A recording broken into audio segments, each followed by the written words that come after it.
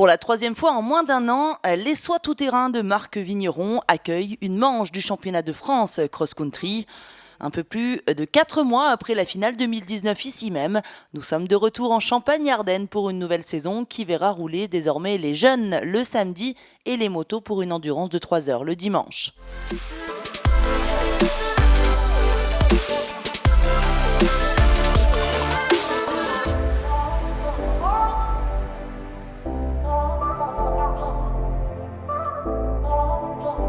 Parcours revu et modifié, ils sont une petite quarantaine de jeunes à s'élancer pour 2 manches de 30 minutes.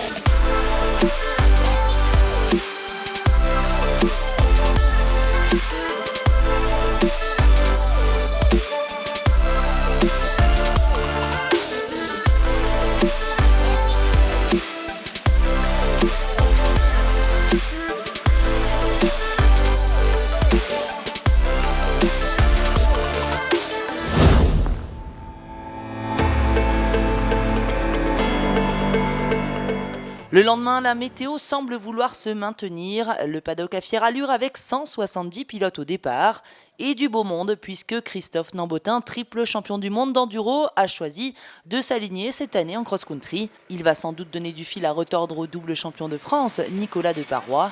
On observe aussi le retour de Xavier Flick, vice-champion 2018. Et on compte aussi pas mal d'autres élites comme Kevin Panis, Mathieu Dovez ou encore Loïc Minaudier.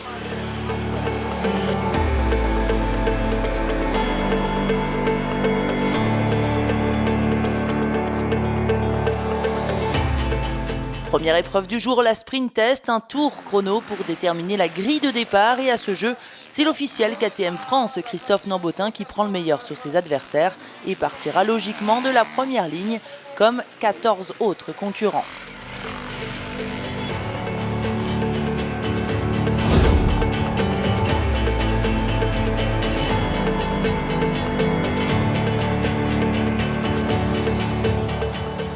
L'après-midi, c'est endurance de 3 heures. Sur la grille, Nambotin est tout intérieur et à sa gauche, Romain Boucardet, deuxième temps chrono de la sprint test, a démontré qu'il avait encore la vitesse pour se battre aux avant-postes.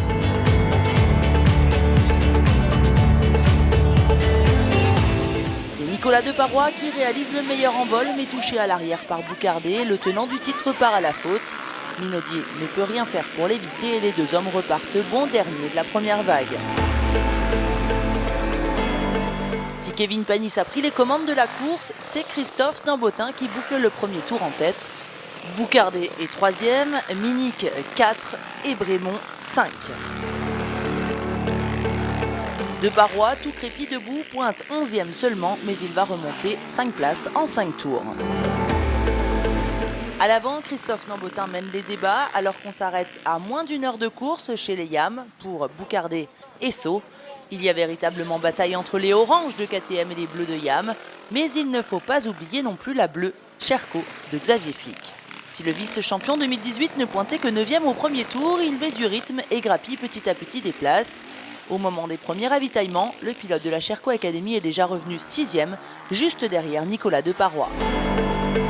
À son premier ravitaillement à 1h25 de course, Christophe Nambotin prend énormément de temps.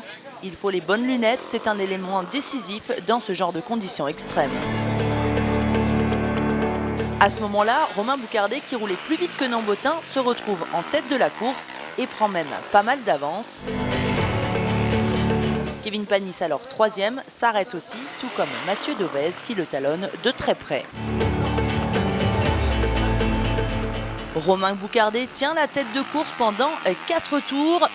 Christophe Nambotin repart quand même 2e. Il est à l'affût de Romain Boucardé et c'est Xavier Flick qui se retrouve 3e. Le pilote de la Sherco Academy a choisi de s'arrêter plus tard que ses concurrents.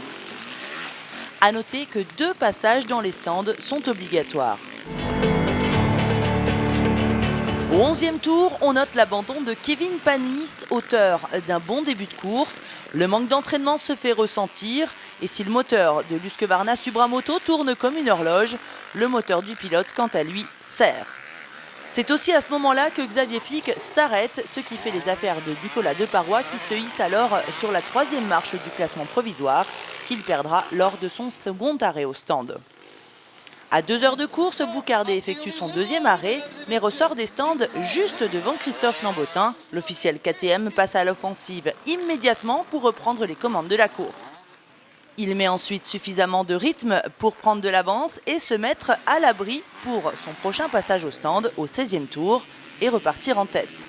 Romain Boucardé, victime des conditions météo, s'arrête une 3e fois au stand pour remettre des gants neufs, ce qui facilite un peu plus la tâche de Nambotin qui s'en va vers la victoire.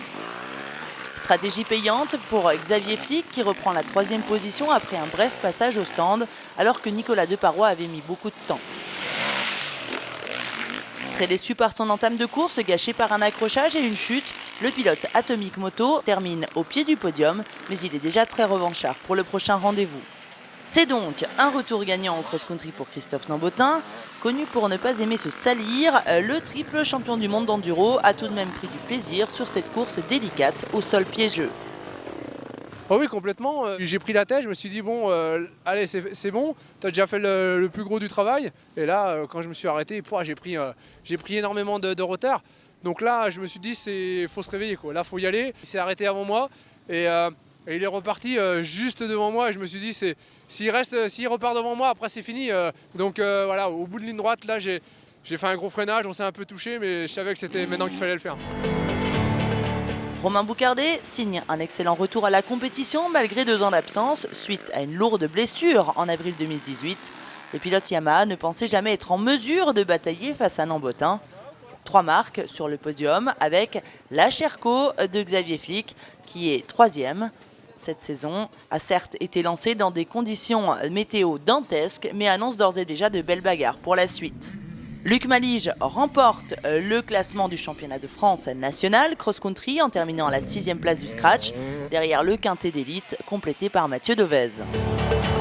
Émilie Tixador remporte quant à elle le classement féminin après avoir dominé la course. Le championnat de France cross-country qui des motos vous donne rendez-vous dans 2 semaines du côté d'Apcha dans le Puy-de-Dôme les 14 et 15 mars. D'ici là, portez-vous bien. Bye bye.